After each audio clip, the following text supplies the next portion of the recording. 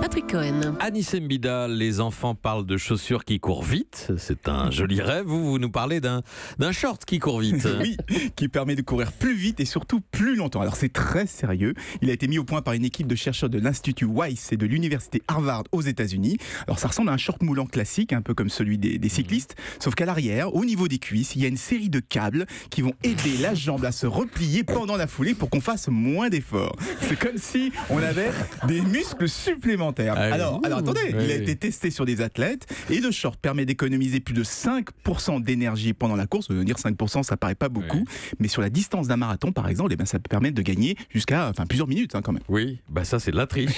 Ça veut dire va falloir vérifier aussi les shorts pendant les compétitions. Voilà. Alors pour le moment, il n'y a aucun risque parce que pour que ça marche, il faut que le short soit relié par câble à un ordinateur, donc ça risque de se voir. D'ailleurs, le système est tellement encombrant qu'en fait, pour l'utiliser, il faut un tapis de course. Ah oui, c'est l'homme qui valait 3 milliards, mais relié avec des fils.